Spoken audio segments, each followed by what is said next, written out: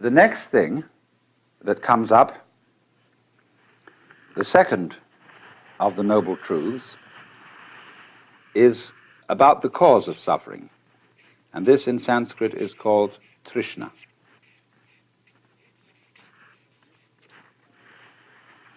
Trishna is related to our word thirst. It's very often translated desire. That will do.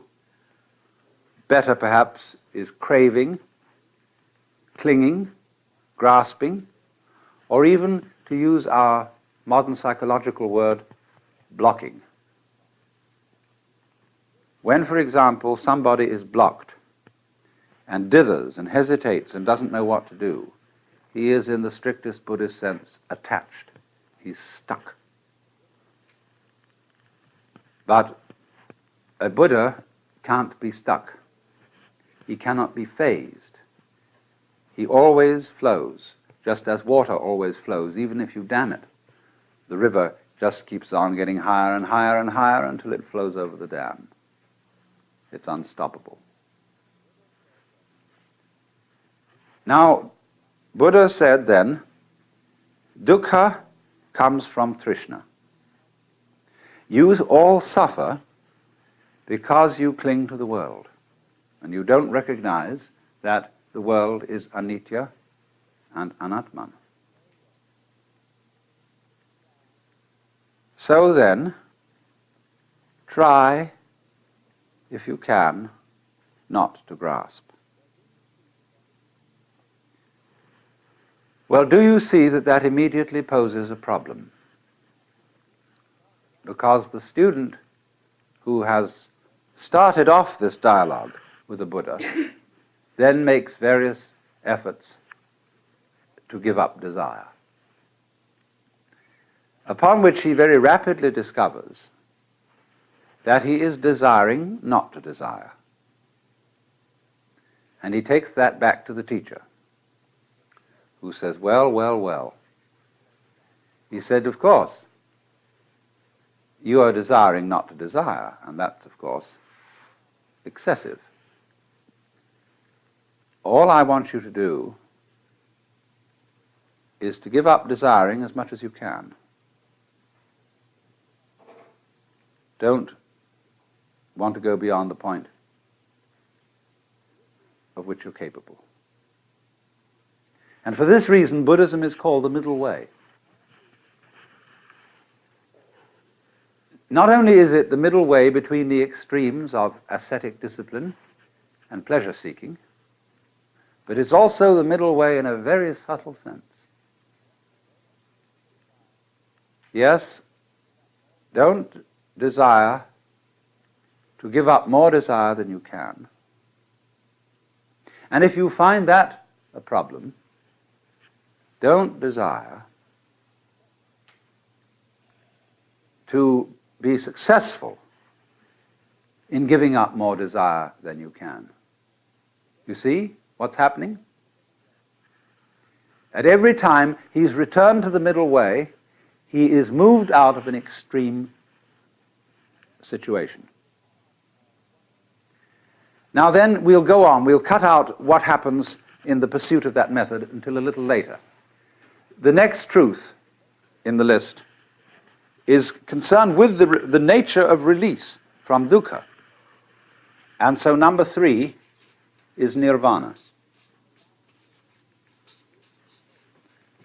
Nirvana is the goal of Buddhism.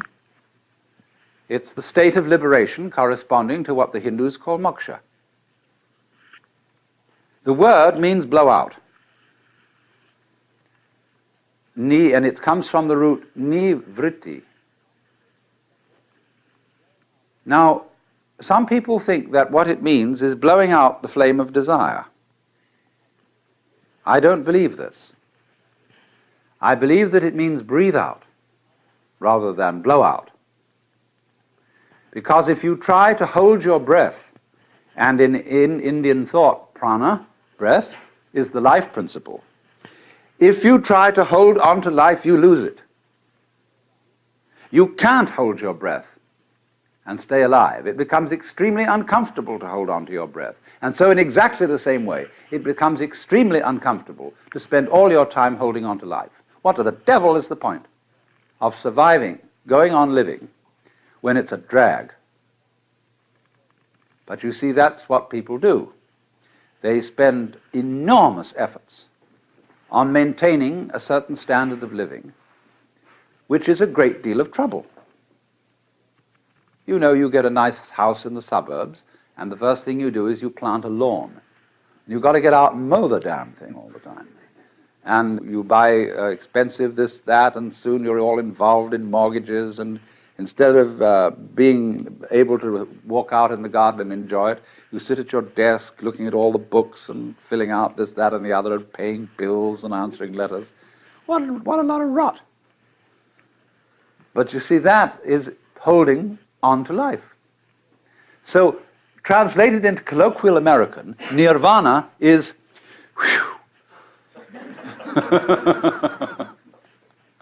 because if you let your breath go, it'll come back. So nirvana is not annihilation. It's not disappearance into a sort of undifferentiated void. Nirvana is the state of being let go. It is a state of consciousness and a state of, you might call it, being here and now in this life. Of course, the separate observer, the thinker of the thoughts, is an abstraction which we create out of memory. We think of the self, the ego, rather, as a repository of memories, a kind of safety deposit box or record or filing cabinet place where all our experiences are stored. Now, that's not a very good idea. It's more that memory is a dynamic system, not a storage system. It's a repetition of rhythms. And these rhythms are all part and parcel of the ongoing flow of present experience. In other words, first of all, how do you distinguish between something known now and a memory? Actually, you don't know anything at all until you remember it. Because if something happens that is purely instantaneous, if a light flashes, or to be more accurate, if there is a flash lasting only 1/1,000,000th of a second, you probably wouldn't really experience it, because it wouldn't give you enough time to remember it. We say in customary speech, well, it has to make an impression. So in a way, all present knowledge is memory, because you look at something and for a while the rods and cones in your retina respond to that, and they do their stuff, jiggle, jiggle, jiggle. It's all vibration. And so as you look at things, they set up a series of echoes in your brain. And these echoes keep reverberating, because the brain is very complicated. First of all, everything you know is remembered, but there is a way in which we distinguish between seeing somebody here now and the memory of having seen somebody else who is not here now, but whom you did see in the past, and you know perfectly well when you remember that other person's face, it's not an experience of the person being here. How is this? Because memory signals have a different cue attached to them than present time signals. They come on a different kind of vibration. Sometimes, however, the wiring gets mixed up and present experiences come to us with a memory cue attached to them. And then we have what is called a déjà vu experience. We are quite sure we've experienced this thing before.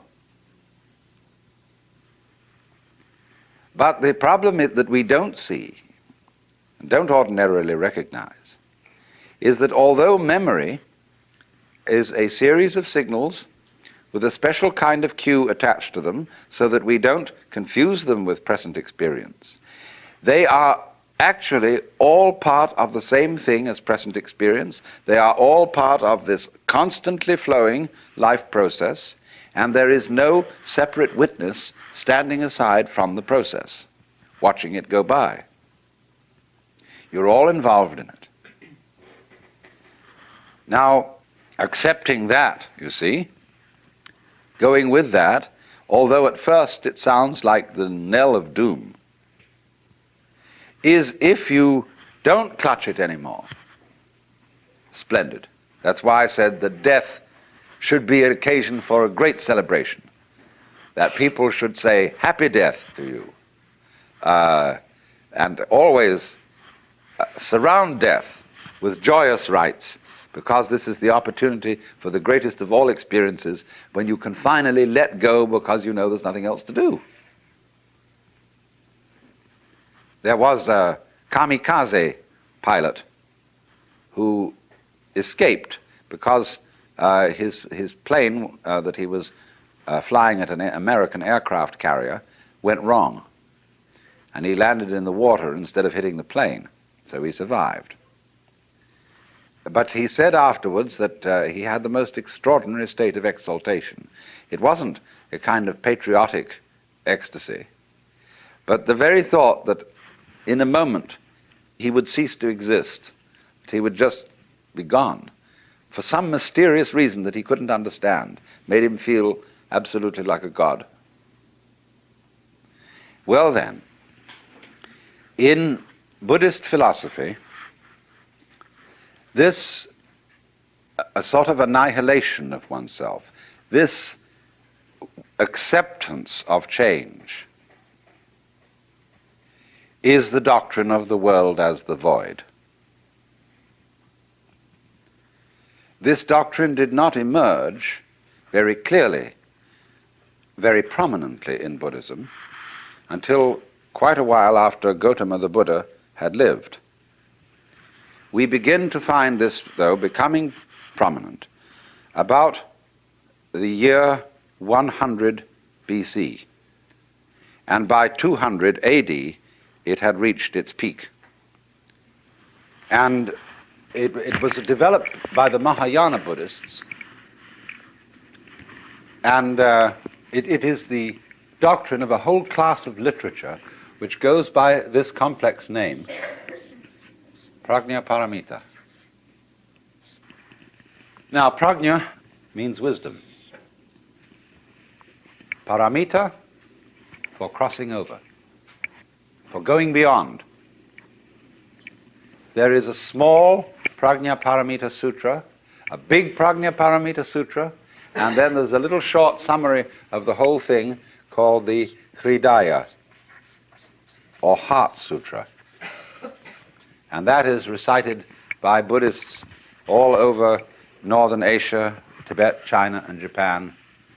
And it contains the saying, that which is void is precisely the world of form, that which is form is precisely the void. Form is emptiness, emptiness is form, so on. And it elaborates on this theme. It's very short, but it's always chanted at important Buddhist ceremonies. And so it is supposed by scholars of all kinds who have a missionary background that the Buddhists are nihilists, that they teach that the world is really nothing, there isn't anything, and that there seems to be something is purely an illusion. But of course this philosophy is much more subtle than that. The main person who was responsible for developing and maturing this philosophy was Nagarjuna, and he lived about 200 AD. One of the most astonishing minds that the human race has ever produced. And the name of Nagarjuna's school of thought is Madhyamika, which means really the doctrine of the middle way. But it's sometimes also called the doctrine of emptiness, or Shunyavada, from the basic word shunya, or sometimes shunya has ta added on the end, and that ta means ness, emptiness. I was talking a great deal yesterday afternoon about the Buddhist attitude to change, to death, to the transience of the world, and was showing that preachers of all kinds stir people up in the beginning by alarming them about change. That's like somebody, actually raising an alarm, just in the same way as if I want to pay you a visit, I ring the doorbell. And then we can come in and I don't need to raise an alarm anymore. So in the same way, it sounds terrible, you see, that everything is going to die and pass away, and here you are, thinking that happiness, sanity, and security consist in clinging on to things which can't be clung to, and in any case there isn't anybody to cling to them. And the whole thing is the weaving of smoke. So that's the initial standpoint. But as soon as you really discover this and you stop clinging to change, then everything is quite different. It becomes amazing.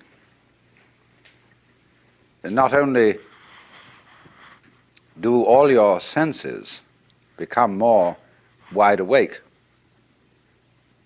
not only do you feel almost that you're walking on air,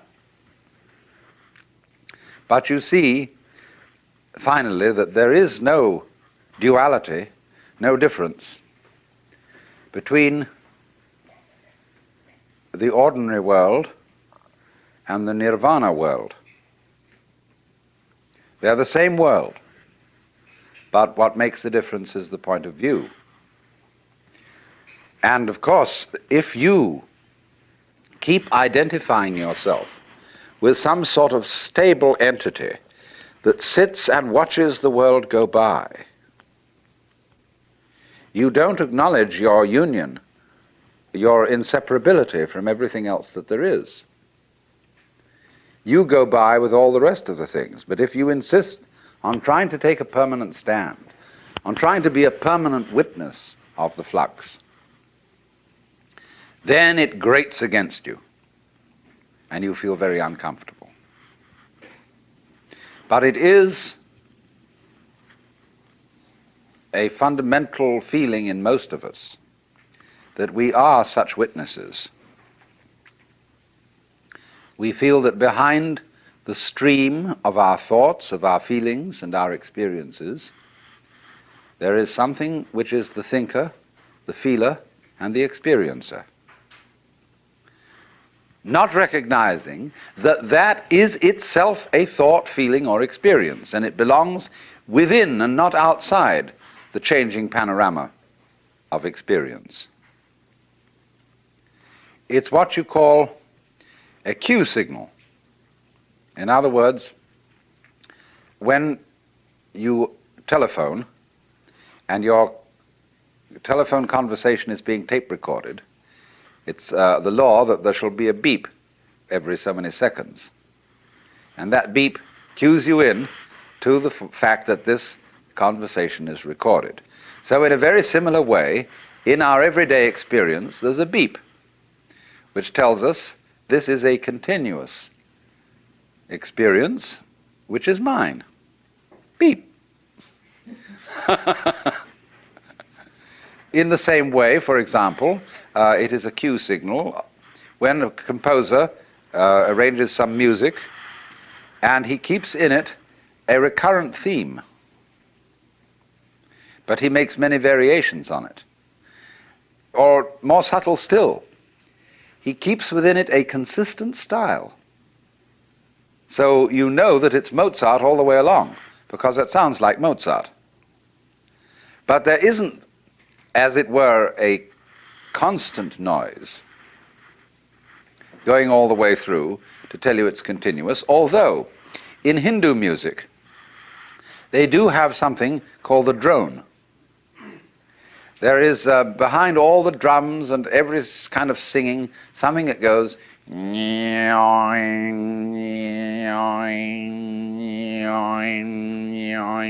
and it always sounds the note which is the tonic of the scale being used.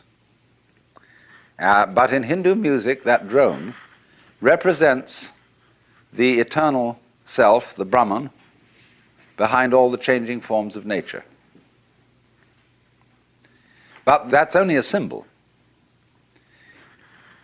And to find out what is eternal, you can't make an image of it, you can't hold on to it. And so it's psychologically more conducive to liberation to remember that the thinker or the feeler or the experiencer and the experiences are all together. They're all one. But if out of anxiety you try to stabilize, keep permanent the separate observer, you are in for conflict. I love the story of a conversation at an English country house at a dinner party, where the hostess started up the question of death and asked the various guests what they thought was going to happen to them when they die. And some thought about reincarnation, and others thought about various kinds of different planes of being, and others thought they were going to be annihilated. But none of the guests had answered except Sir Roderick, who was a kind of a military type, but a very devout pillar of the Church of England. He was the church warden, chief of the vestry in the local country parish. And the lady said, "Sir Roderick, you haven't said a word. What do you think is going to happen to you when you die?" "Oh," he said, "I am perfectly certain that I shall go to heaven and enjoy everlasting bliss, but I wish you wouldn't indulge in such a depressing conversation."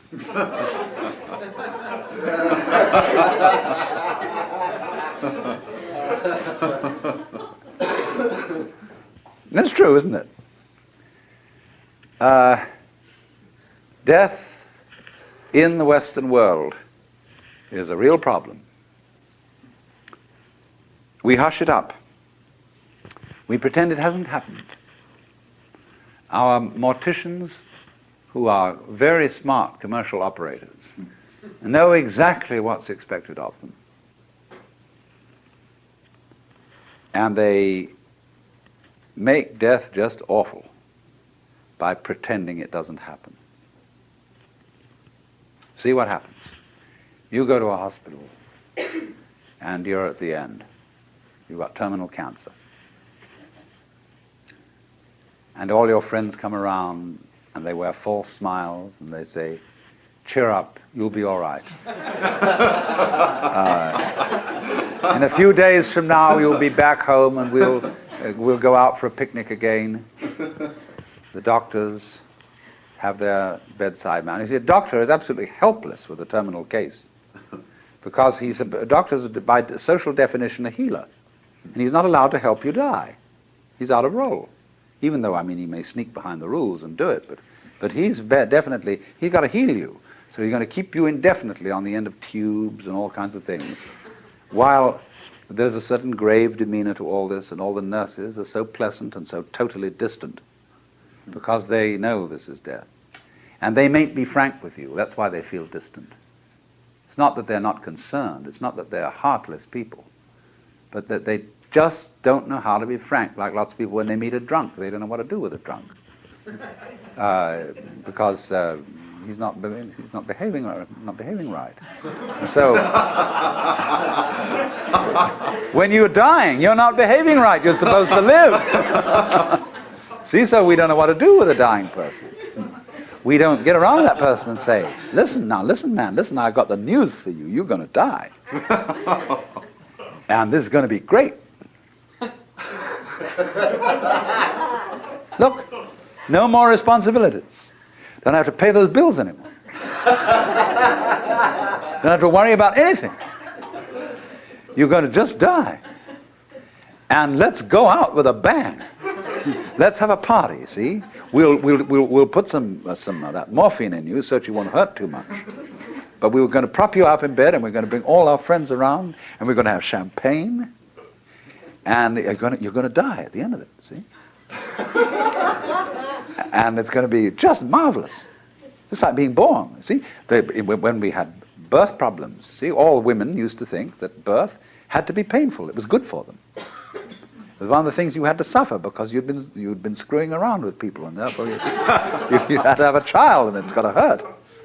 And then the doctors got together and they scratched their heads, and the man called Grantley Dick Reed said, no, birth doesn't hurt, it's natural. All we've got to do is to talk these women into the idea that it doesn't hurt, that all these so-called pains are just tensions, and that birth is great. It's not a disease. It's not really something you ought to go to hospital for, because you associate hospitals with diseases and sickness. Birth isn't sickness. All right, now let's do some new thinking. What about death? Is death sickness? Or is it a healthy, natural event like being born? Of course it is. So, I mean, a little change in social attitude about this will fortify everybody else. I mean, if I'm alone and all my relatives are going, kind of pretending to me, it's going to be hard for me. I've got to challenge the whole bunch of them and get my dander up and say, listen, damn you, I don't want all this thing around here. You've got to take a different attitude about my death. Well, that's hard. But if everybody helps me, and we do, we're all one body, if they all come around and say, congratulations, you're going to die. The next thing that comes up, the second of the Noble Truths, is about the cause of suffering. And this in Sanskrit is called Trishna.